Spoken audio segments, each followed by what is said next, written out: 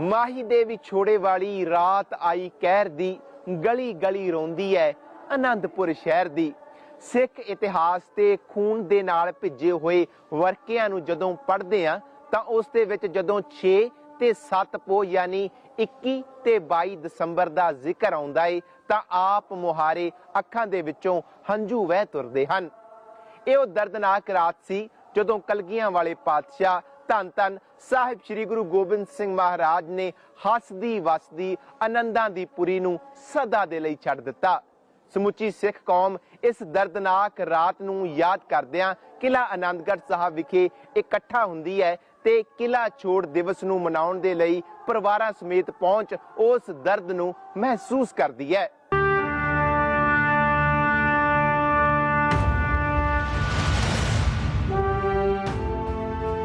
दसम पातशाह साहिब श्री गुरु गोबिंद सिंह महाराज तो आनंदगढ़ दा किला खाली करवाउण लई 7 महीने तो वध घेरा पाउण वाले पहाड़ी राजे ते मुगल जदों पूरी तरह हार हंब गए तां उन्हां कसमां खांदियां कहा कि गुरु साहब किला छड्ड जावो, असीं तुहानूं कोई दुख नहीं देवांगे।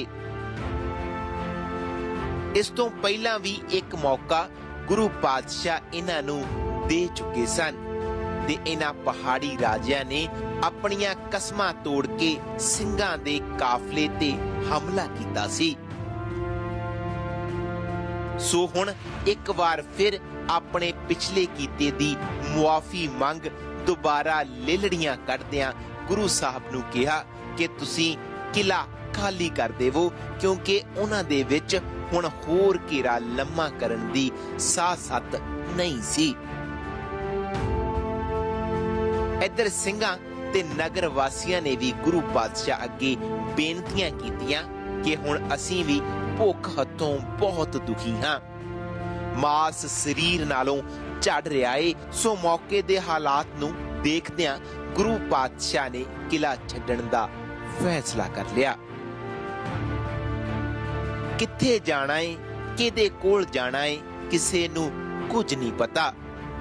हसदी वसदी आनंदपुर साहब दी धरती, ओ धरती जिस नूं मुल खरीद के गुरु तेग बहादुर साहब ने वसाया, ओ धरती जिथे कश्मीरी पंडित फरियाद लैके आए, ओ धरती जिथे खालसा पंथ दी साजना हुई, ओ धरती जिथे 29 साल गुरु गोबिंद सिंह पातशाह ने गुजारे, ओ धरती जिथे साहबजादियां दा जन्म होया।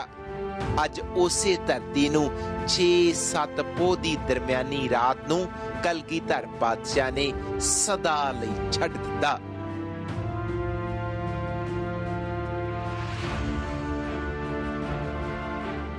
ऐ कासिद बेवजह मैं लड़ाई नहीं कीती, बेवजह मैं लहू नहीं डोलदा। जदों प्रेम दी भाषा दुश्मन नहीं समझदा ते फिर तलवार उठानी पैंदी है।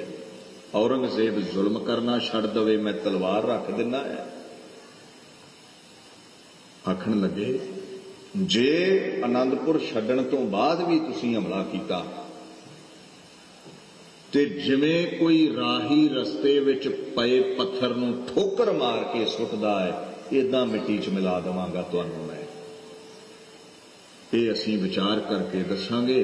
हुण जदों सिंघां ने ये आवाज़ सुनी भी ये ते औरंगजेब दी चिट्ठी है, जिन्ने रह गए सी ना नाल, उन्हां माता गुजरी नूं बेनती कीती, मां जी आओ गुरां नूं बेनती करिए, अज धर्म भी बच रहा, हार नहीं मननी पै रही, सिर नहीं झुकाउणा पै रहा, केवल आनंदपुर छड्डना पै रहा है ते जान रह गई ते वैरियां कोलों आनंदपुर खो लवांगे।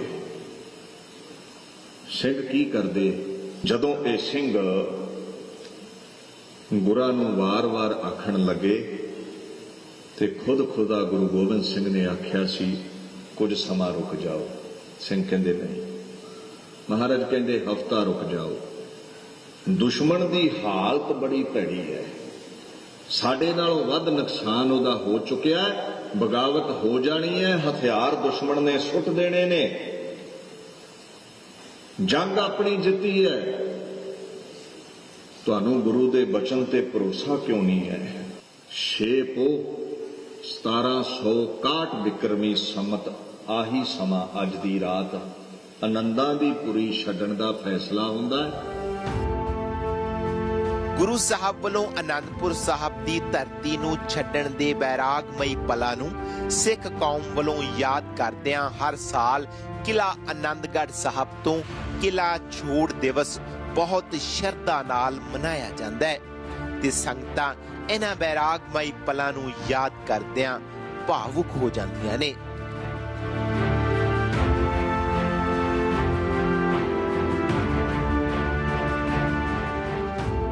ਅੰਮ੍ਰਿਤ ਵੇਲੇ ਕਿਲ੍ਹਾ ਆਨੰਦਗੜ੍ਹ ਸਾਹਿਬ ਵਿਖੇ ਅਖੰਡ ਪਾਠ ਸਾਹਿਬ ਦੇ ਭੋਗ ਪਾਏ ਗਏ। ਅੰਮ੍ਰਿਤ ਵੇਲੇ ਜਦੋਂ ਕੜਾਕੇ ਦੀ ਠੰਡ 'ਚ ਗੁਰਬਾਣੀ ਦਾ ਇਲਾਹੀ ਪ੍ਰਵਾਹ ਵਰਤ ਰਿਹਾ ਸੀ ਤਾਂ ਮੱਲੋ ਮੱਲੀ ਅੱਖਾਂ ਸਾਹਮਣੇ ਉਹ ਰਾਤ ਆ ਰਹੀ ਸੀ ਜਦੋਂ ਗੁਰੂ ਸਾਹਿਬ ਨੇ ਇਹ ਕਿਲ੍ਹਾ ਛੱਡਿਆ ਸੀ।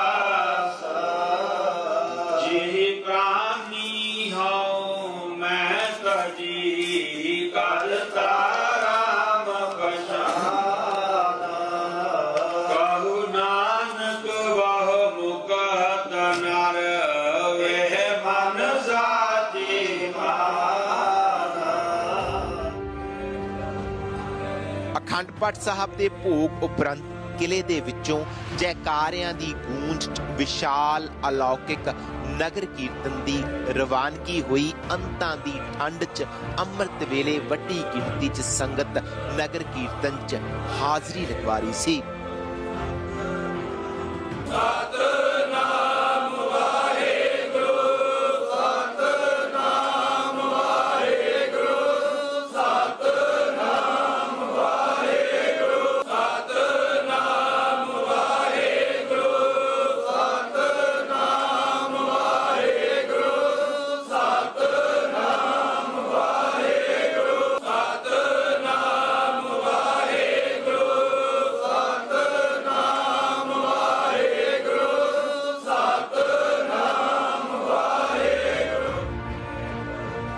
ਇਸ ਨਗਰ ਕੀਰਤਨ 'ਚ ਸ਼ਾਮਲ ਹਰ ਮਾਈ ਭਾਈ ਦੀ ਅੱਖ ਨਮ ਸੀ।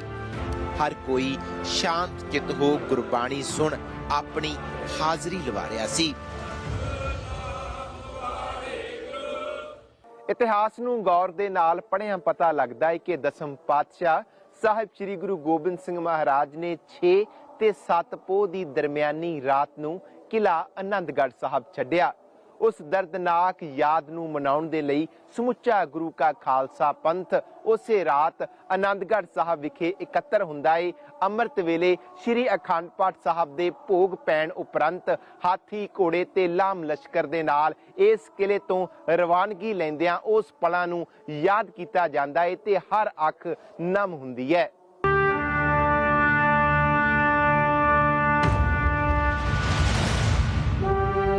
दसम पातशाह वालों किला आनंदगढ़ साहब नूं छड्डण दा दिहाड़ा समुचे गुरु के खालसे पंथ वालों बहुत शरधा नाल मनाया जाता है। हर साल की तरह इस बार भी लहू भिजी दास्तान दी गवाह 6-7 पोह दी उस रात नूं श्री आनंदगढ़ साहब विखे बहुत वड्डी पद्धर दे समागम उलीके गए, जिस विच पंथ दियां महान हस्तियां ने विशेष तौर ते शिरकत की।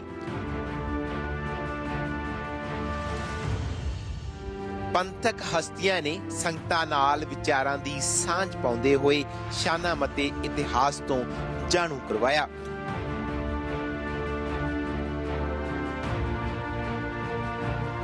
गुरु कलगीधर पातशाह महाराज जी ने जदों इस आनंदपुर साहब नूं छड्डिया, इहदे छड्डण दा कारण जे असीं पड़चोलीए तां पता लगदा गुरु गोबिंद सिंह जी महाराज जी दा इस संसार ते आगमन का जिहड़ा कारण दसदे है, धर्म चलावन संत उभारण दुष्ट सबन को मूल उपारण।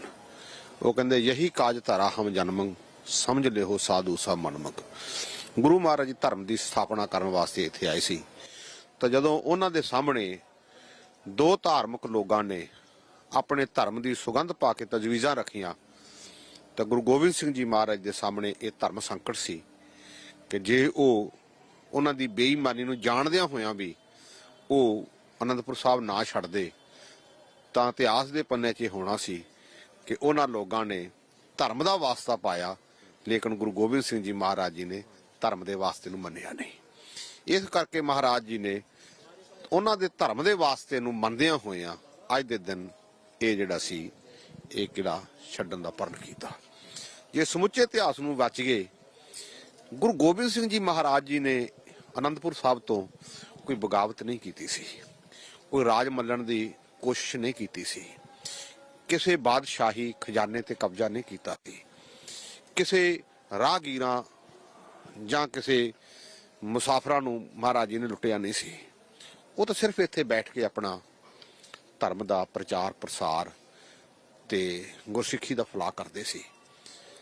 लेकिन गुरु गोबिंद सिंह जी महाराज जी ने सिर्फ इन्ना ही सी कि उन्होंने मजलूम निमाणिया नताणिया की बांह फड़ ली सी, ते वो बांह सतगुरु पातशाह महाराज जी ने इन्नी पक्की पीढ़ी पकड़ी सी कि उस फड़ी हुई बांह नूं ये पोह दियां सरद रातां सरसा दियां लहरां पुत्रां दियां शहीदियां ये वो बांह नूं छड़ा ना सकियां।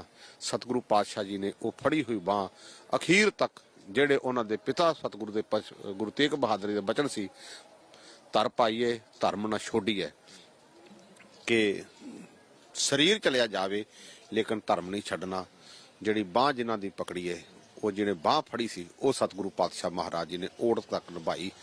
इस करके सतगुरु पातशाह महाराज जी नूं दुनिया दे महान रहबर अज जिहड़े बादशाहां दे तौर ते इस आनंदपुर साहब च रहिंदे सी, वो एक दरवेशां दी तरह एक फकीरां दी तरह सब कुछ छड्ड के सतगुरु पातशाह महाराज जी इस आनंदपुर तो अलविदा होए।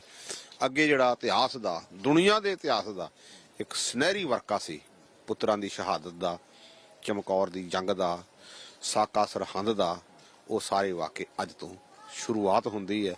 ये हफ्ता सारा ही सतगुरु पातशाह जी दा दुनिया दी मानवता नूं रहबरी करन दा, चानण मुनारा बनाउण दा, कि जे तुसीं सच ते चलोगे तुहानूं घर भी छड्डने पै जा सकदे आ, जे तुसीं सच ते चलोगे तुहानूं परिवार दे विछोड़े भी पै सकदे आ, जे सच ते चलोगे तुहाडे पुत्रां दीयां शहीदियां भी हो सकदियां।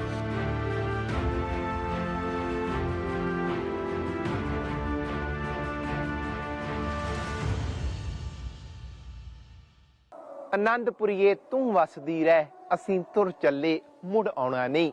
6-7 पोह दी ओ रात आनंदपुर साहब तो सरसा नदी तक दा सफर जोड़ा किसे पासे ਤੋੜਾ ਕਿਸੇ ਪਾਸੇ ਅਨੇਕਾਂ ਸਿੰਘਾਂ ਦੀਆਂ ਸ਼ਹਾਦਤਾਂ ਤੇ ਹਰ ਗੁਰੂ ਕਾ ਸਿੱਖ ਉਹਨਾਂ ਮਹਾਨ ਸਿੰਘਾਂ ਦੀਆਂ ਸ਼ਹਾਦਤਾਂ ਤੇ ਪਹਿਰਾ ਦਿੰਦਿਆਂ ਆਪਣਾ ਲੋਕ ਸੁਖੀਆ ਤੇ ਪਰਲੋਕ ਸੁਹੀਲਾ ਕਰਨ ਦਾ ਯਤਨ ਕਰਦਾ ਏ, ਜਿਸ ਦੀ ਪ੍ਰਤੱਖ ਮਿਸਾਲ ਮਿਲਦੀ ਹੈ ਕਿਲਾ ਛੋੜ ਦਿਵਸ ਦੇ ਇਹਨਾਂ ਸਮਾਗਮਾਂ ਦੇ ਮੌਕੇ, ਜਦੋਂ ਕੜਾਕੇ ਦੀ ਠੰਡ ਦੇ ਵਿੱਚ ਵੀ ਵੱਡੀ ਗਿਣਤੀ ਵਿੱਚ ਸੰਗਤਾਂ ਇਸ ਮਹਾਨ ਮੁਕੱਦਸ ਧਰਤੀ ਤੇ ਪਹੁੰਚਦੀਆਂ ਹਨ ਤੇ ਹਰ ਸਿੱਖ ਦੀਆਂ ਅੱਖਾਂ ਜਿਹੜੀਆਂ ਉਹ ਨਮ ਹੁੰਦੀਆਂ ਹਨ। ਹਰ ਸਿੱਖ ਆਪਣੀ ਹਾਜ਼ਰੀ ਕਲਗੀਆਂ ਵਾਲੇ ਪ੍ਰੀਤਮ ਧੰਨ ਧੰਨ ਸਾਹਿਬ ਸ੍ਰੀ ਗੁਰੂ ਗੋਬਿੰਦ ਸਿੰਘ ਮਹਾਰਾਜ ਜੀ ਦੇ ਚਰਨਾਂ ਦੇ ਵਿੱਚ ਲਵਾ ਰਿਹਾ ਹੁੰਦਾ ਏ।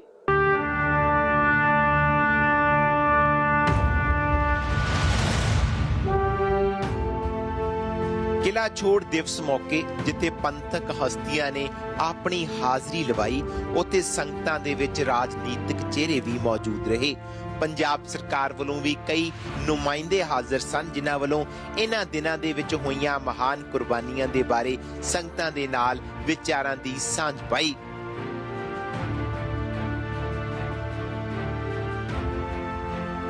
ਹਰ ਸਾਲ ਇਸ ਮਹਾਨ ਇਤਿਹਾਸਕ ਸਥਾਨ ਕਿਲਾ ਆਨੰਦਗੜ੍ਹ ਸਾਹਿਬ ਵਿਖੇ ਉਹਨਾਂ ਦਿਨਾਂ ਨੂੰ ਯਾਦ ਕਰਦਿਆਂ ਬੜੇ ਬੈਰਾਗਮਈ ਪਲਾਂ ਦੇ ਵਿੱਚ ਕਿਲਾ ਛੋੜ ਦਿਵਸ ਮਨਾਇਆ ਜਾਂਦਾ ਹੈ। ਵੱਡੀ ਗਿਣਤੀ ਦੇ ਵਿੱਚ ਸਿੱਖ ਸੰਗਤਾਂ ਪਹੁੰਚਦੀਆਂ ਨੇ ਤੇ ਅੱਜ ਪੰਜਾਬ ਸਰਕਾਰ ਵੱਲੋਂ ਵੀ ਮੰਤਰੀ ਸਾਹਿਬਾਨ ਪਹੁੰਚੇ ਨੇ। ਸੰਗਤਾਂ ਦੇ ਮਨਾਂ 'ਚ ਬੈਰਾਗ ਹੈ ਤੇ ਇਹਨਾਂ ਪਲਾਂ ਨੂੰ ਯਾਦ ਕਰਦੇ ਹੋਏ ਤੁਸੀਂ ਵੀ ਹਾਜ਼ਰੀ ਲਗਾਉਣ ਲਈ ਆਏ ਹੋ। ਵਾਹਿਗੁਰੂ ਜੀ ਕਾ ਖਾਲਸਾ, ਵਾਹਿਗੁਰੂ ਜੀ ਕੀ ਫਤਿਹ।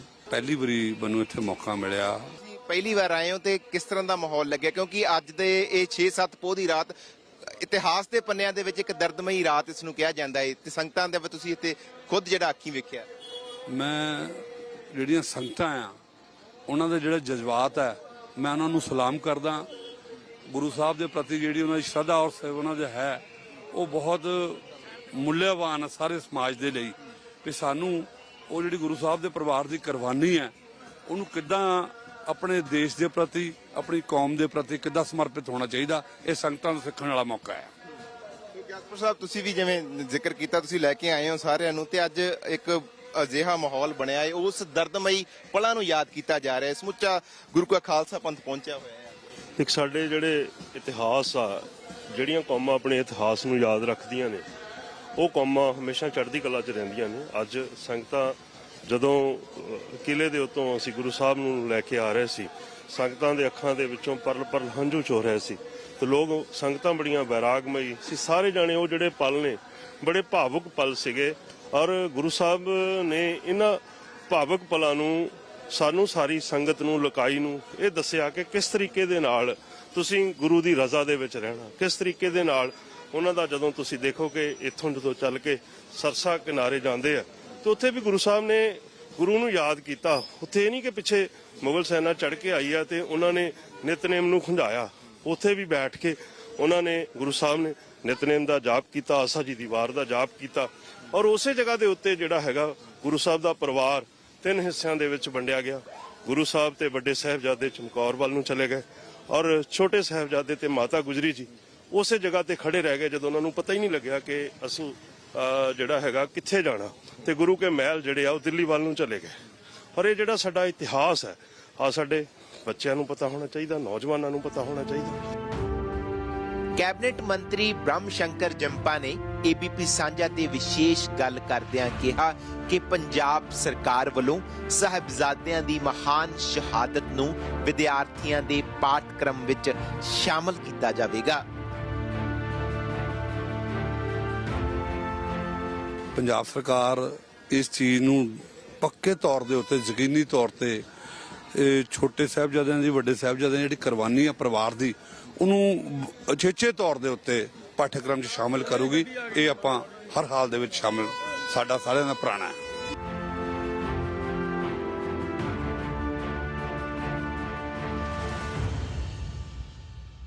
ਦਾਸਤਾਨੇ ਸ਼ਹਾਦਤ ਦੇ ਵਿੱਚ ਅੱਜ ਦੇ ਲਈ ਬਸ ਇੰਨਾ ਹੀ। जिनका दिन मनाते हो तिनकी रमज को भी जानो, जिनका दिन मनाते हो तिनकी बात को भी मानो। साडी ये लड़ी दिखाउण दा मंतव केवल इक्को एक है कि जिन्हां महान शहीदां ने साडी खातर महान कुर्बानियां दित्तियां, उन्हां दे दस्से होए मार्ग ते चलदियां होइयां असीं अपना जीवन सुहेला करन दा यतन करिए। ਹੁਣ ਮੈਨੂੰ ਪਰਮਜੀਤ ਸਿੰਘ ਨੂੰ ਦਿਓ ਇਜਾਜ਼ਤ। ਦੇਸ਼ ਦੁਨੀਆ ਦੀਆਂ ਵੱਡੀਆਂ ਖਬਰਾਂ ਲਈ ਤੁਸੀਂ ਇਸੇ ਤਰ੍ਹਾਂ ਬਣੇ ਰਹੋ ABP ਸਾਂਝਾ ਦੇ ਨਾਲ। ਕੱਲ ਇੱਕ ਨਵੇਂ ਐਪੀਸੋਡ ਦੇ ਨਾਲ ਮੁੜ ਤੁਹਾਡੀ ਖਿਦਮਤ ਦੇ ਵਿੱਚ ਹਾਜ਼ਰ ਹੋਵਾਂਗੇ। ਉਦੋਂ ਤੱਕ ਵਾਹਿਗੁਰੂ ਜੀ ਕਾ ਖਾਲਸਾ, ਵਾਹਿਗੁਰੂ ਜੀ ਕੀ ਫਤਿਹ।